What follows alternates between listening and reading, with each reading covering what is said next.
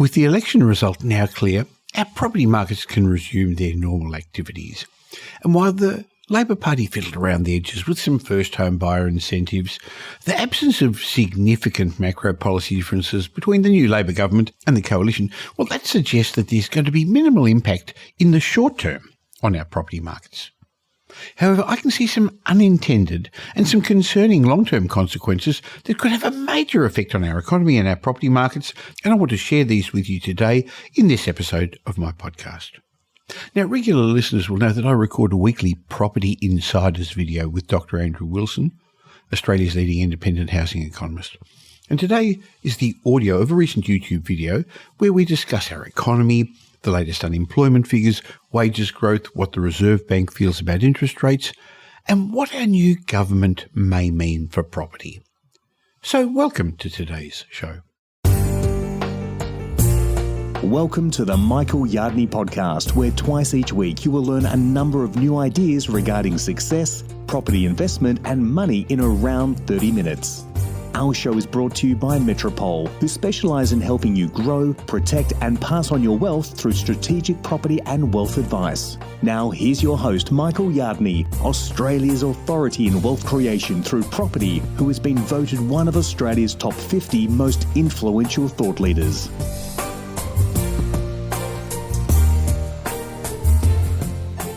Well, the results of the 2022 federal election are in, and Anthony Albanese will be Australia's 31st Prime Minister. In his victory speech, he said he wanted to bring Australians together, and that together we're going to work in the common interest with business and unions driving productivity, lifting wages and profits. He explained he wanted an economy that works for the people, not the other way around.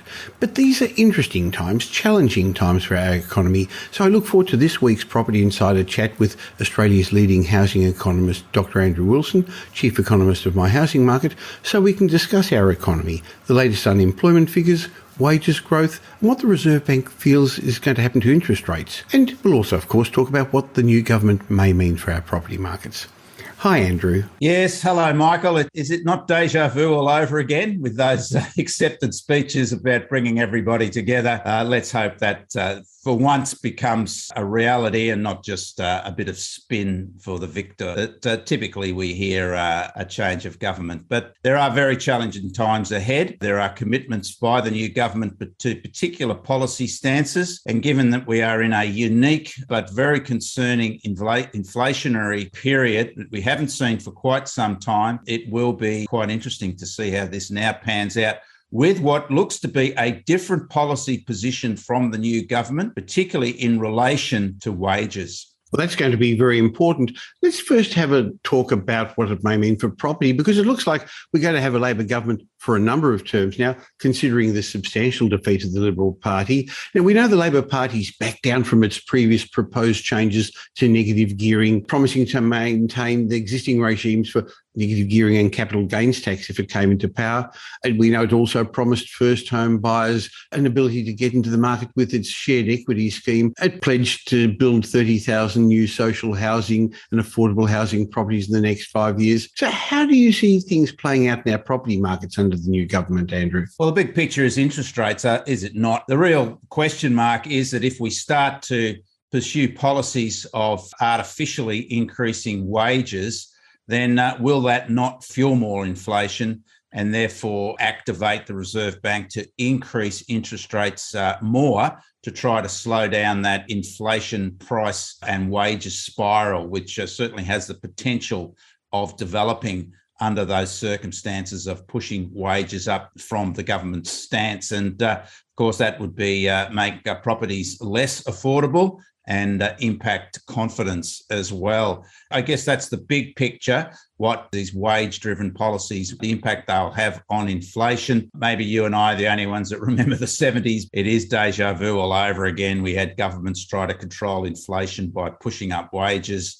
to cover increased prices. And of course, that ended in the recession of the early 80s. We talk about the Great Recession of the early 90s, but certainly there was a significant downturn following the inflationary outbreak of the 70s in the early 80s. And quite interestingly, that cost the then Liberal government its position. I think, Andrew, let's discuss that just a little bit further, because the election promise from the Labor Party was to deliver a minimum wage rise to match inflation. Now, while it's still dependent on Fair Work Australia endorsing this, I think the outcome is very likely. But it's also, as you say, going to deliver some challenges. Now, we know a great many Australians actually enjoyed higher wages in the last couple of years, but they were more the skilled workers, and the average Australian, they're still struggling to make ends meet, to the cost of living swamping them. Now, normally labour shortages boost wages, but it didn't seem to happen this time round. But Andrew, what I can see is that if more money is in Australians' pockets, this will mean they'll spend more. It'll grease the wheels of the economy.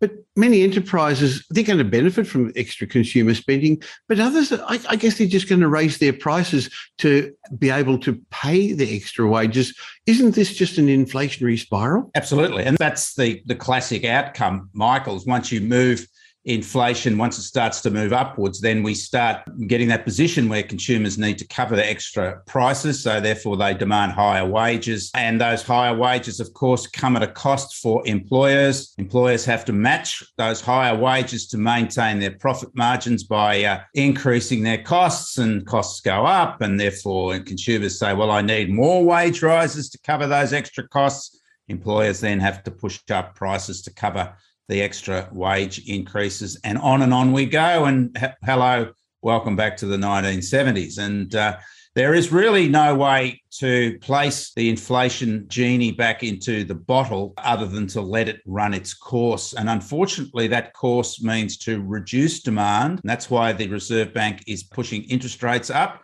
is to try to cool an economy. But unfortunately, the circumstances are different this time to some degree, is that we have these outside forces that are driving inflation, outside of demand-driven inflation. However, we are seeing signs that local demand is now moving into inflation.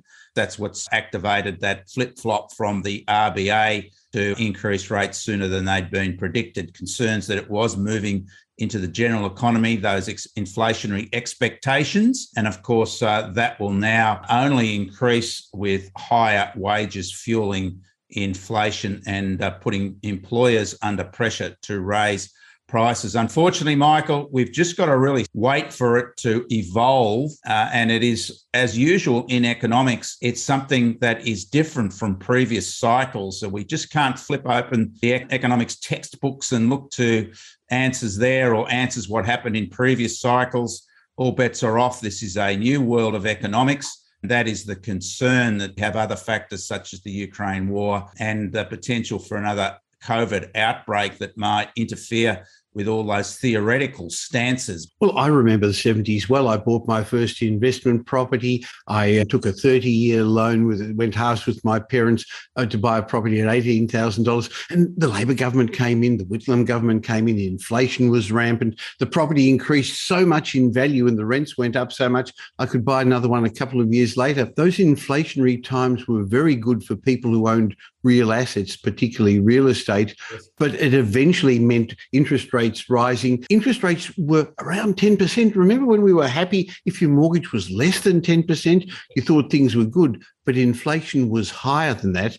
So real interest rates were still low. Great time for property until it all came to an end with the recession. Most people don't even remember the recession of the early 80s, but that was the first one I experienced, and I learned, hey, property values don't always go up in a straight line, do they? No, but I guess in a way we have again some similarities, Michael, because if anything, our housing markets are in a generally stronger position, notwithstanding the potential for higher interest rates, which of course are coming from a very low base, and there are a number of offsets to higher rates in the shorter term, such as still wages growing. We have the buffer, of course, high savings levels. That'll offset higher mortgage costs, and higher mortgage costs only really affect a small proportion of households anyway, with half of all owner-occupiers actually owning their properties outright without even a mortgage. So what do they care about interest rates? They're more worried, I guess, about inflation. And of course, in terms of the actual situation in our housing markets, we still have demand ahead of supply, Michael, and demand will continue to push ahead of supply. We know supply is low. We just have to look at our rental markets, which basically have run out of rental properties. Rents are increasing by more than 10% per annum at the moment in most capital cities. And of course, we have demand drivers coming through. Borders are opened again. Migration is up and running. We have student numbers are set to come back into Australia. That's demand for property from both ends of those from open borders or opening borders. And of course, we have a raft of policies designed to encourage first home buyers into the market in high numbers. So that again increases demand for property. With those shortage of rental properties and rents ballooning strongly at the moment, there's a lot of investors that want a piece of that cake as well. So we've seen the doubling in investor numbers over the past year. So plenty of demand, not enough supply will keep upward pressure on prices and rents, in my opinion, in the housing market, but it certainly won't be anything like what we've witnessed over the last couple of years. And of course, it is offset nonetheless by higher interest rates, and that tends to moderate the capacity of prices growth. But make no mistake, Michael, demand remains well and truly ahead of supply in our housing markets. The key question is, of course, our economic performance and how that relates to confidence going forward, because confidence is always the key, particularly in major asset purchases such as housing. We know the Labor Party lost the last election based on potential changes to negative gearing, capital gains tax and franked dividends, and they said they weren't going to change things. But how long would a promise like that last, Andrew? Well, certainly, I think that promise is current within this term of government. But given the potential strength of the Labor Party going forward and the weakness of the opposition, I think that they could then perhaps test the waters for the next election by proposing a reintroduction of those particular property tax policies, knowing that they were in a much stronger position to implement that given the state of the parliament. Well, I read with interest that Scott Morrison owns his own home and no investment properties, and apparently Anthony Albanese, apart from his own home, does own a number of investment properties. So it'll be interesting to see where the vested interests lie, Andrew. Yes, and I'm not surprised about that, Michael. Well, last week, the latest employment figures came out, and while there was a lot of fuss about Australia's unemployment rate now dropping to 3.9%, it was only a couple of decimal points that changed. Despite all this, in fact, employment growth, disappointed, was only up 4,000 in April. Yeah, you're absolutely 100% right there, Michael. It was a good headline, lowest on record for the monthly series. Was basically the same as the previous month. And I think we've discussed how we felt that perhaps we've actually reached that lowest unemployment benchmark now. And the signs were clearly there again. Unemployment rate was steady, notwithstanding the minutiae of the decimal points. But we did have a very disappointing increase in the number of employed. That was the lowest result we'd had since the recovery from the lockdowns in spring of last year. It was just 4,000 over the month. The other thing that was interesting was that the participation rate actually fell. So if we had have had the same participation rate that we did over the previous month, and if we had have allocated those to being unemployed, we would have actually had a higher unemployment rate with the same participation rate. So I think overall it was another steady result with signs there that we've peaked in terms of our labour market performance. However, of course, this will be revealed in coming months. If this is where we've peaked, Michael, this is a very good base, of course, and a good result. But let's understand that our workforce has grown certainly a lot less than over the last two COVID-affected years compared to the previous pre-COVID years where we had migration fueling the workforce. So we've got that happening again, which will create more supply for employers. So that's another offset to the full employment environment that we have now, is that we do need to absorb hundreds of thousands of migrants as our borders are opened up. We also had the wages data released last week, Michael, Yes. which is a little sobering. Well, it was clearly disappointing, wasn't it? It reported another very modest result. In fact, a fall in real wages when you take into account the cost of living. Yes, it was a 0.7% increase over the quarter, which was exactly the same as was resulted over the December quarter. The Reserve Bank's been espousing its inside information in regard to wages growth. It was confident that wages were growing from that inside information. That position certainly wasn't supported by the wage index data, which would have been a clear disappointment to the RBA's expectations. As you mentioned, Michael, the real concern was that we had a record fall in real wage decline. We certainly had a sobering result in terms of real wages going backwards. In other words, inflation is moving rapidly ahead of wages growth.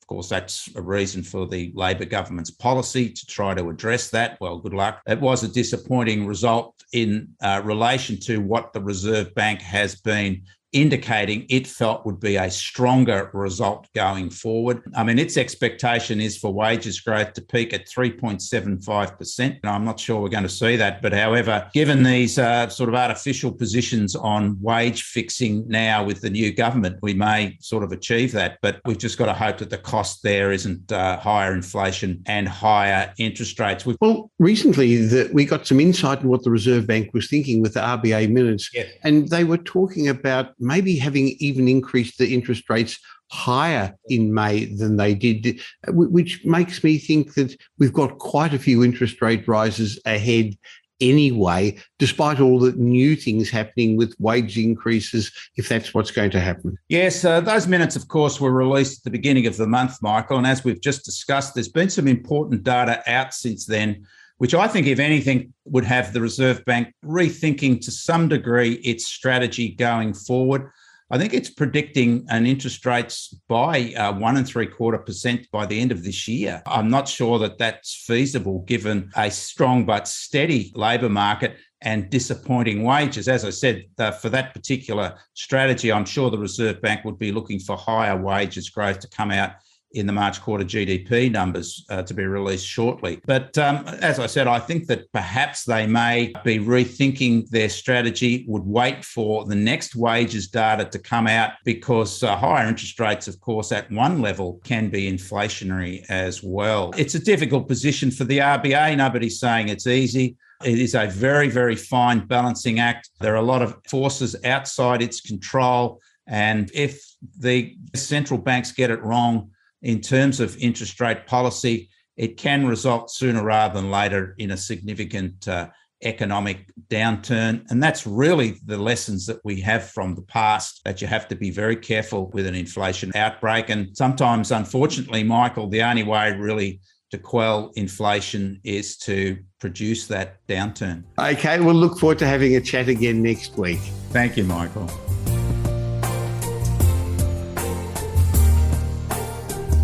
Well, I hope my chat with Andrew has helped you understand that we're moving to the next stage of the property cycle. Gone are those heady days when you could buy any property you like, go away on holidays, come back and it was worth a lot more.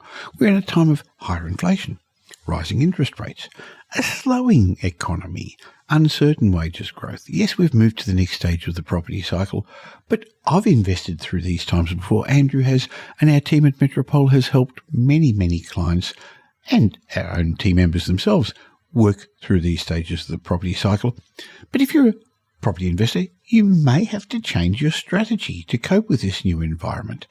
So what I'm going to suggest is, if you want to take advantage of the opportunities ahead, why not have a chat with my team at Metropole? Are you ready for what's ahead? Because, as I said, the next few years are going to be very, very different. Now, whether you're just getting started or you want to grow your existing portfolio, our team at Metropole offer a time-tested system, a framework that has invested successfully during this time. We've actually got a proven track record that involves over $4.5 billion worth of property transactions. We've got our own true on-the-ground teams in Sydney, Melbourne and Brisbane, so we don't fly in and fly out. We don't do it by guesswork. But of course, we don't sell property if we've got access to every property on the market. And at the moment, as it's moved, many of them off market. And if you choose to use my team at Metropole to help you with your wealth creation journey, you'll also have access to people like Ken Race and Metropole Wealth Advisory, our financial planning, our renovations, our property development, property management and business mastermind divisions. And having this team on your side during these more challenging times will mean you can safely outperform the average investor and give your family the financial freedom they deserve. In fact, our audited results show our clients are 7.3 times more likely to own 6 or more properties than the average investor. So why not find out how we can help you? Have a chat with my team at Metropole. Go to metropole.com.au, find out about our range of services, and just have a chat to see which, if any of them, could help you take advantage of the times ahead, prevent any problems that are occurring and improve your financial results. I'll leave a link in the show notes, metropole.com.au. Now here's Michael's mindset message. Remember, a change in your thinking will lead to a change in your life. In today's mindset session, I'm going to talk to you about the top 5 financial mindset mistakes many people are making. I'm sure by now you recognise I've mentored thousands of people over the last 12, 15 years or so, and I've recognised some common habits that I'd like to share with you. I've also recognised that becoming financially free is about your habits. It's not about getting lucky at the casino one night or some spectacular financial investment that went your way. It's about making good decisions day in, day out, and continuing to make those decisions over a long period of time until eventually they become a habit. And once you commit to becoming financially free, once you commit to becoming wealthy, you see it as a lifelong way of behaving, of thinking, rather than something you just manage to pull off. This means following a few rules on what we allow ourselves to think and dwell upon will get you pointing in the right direction. Now, of course, these differ from person to person, depending upon what your strengths are, your weaknesses are, but each of us should be guided by a few ideas of how we stay on track. Now, on this list could be things that you're going to do every day, like go to the gym, like learn something new, like listen to this podcast, but there should also be things on the list that you don't do. Now, what could they be? Well, they usually start with mindsets. There are a handful of mindsets that people adopt that take up a lot of their time and energy and stop them achieving their dreams, stop them even chasing their dreams. It holds them back. It stops people achieving wealth. So if you can avoid adopting any of the following common 5 mindsets I'm going to share with you, you're already going to be ahead of the game. And the first one is relying on a wage to get wealthy. Now, don't get me wrong. A wage is extremely important, but that's the mindset a lot of people have. Oh, my boss will take care of me, the government will take care of me, the pension will take care of me. Sure, having a wage, a salary will give you a roof over your head, food on the table.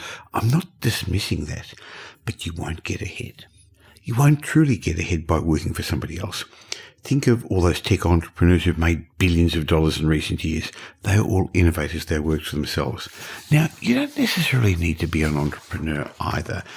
Of course, you can still work for somebody in a 9-to-5 job and on the side build a property investment business, a true business that will one day replace your personal exertion income.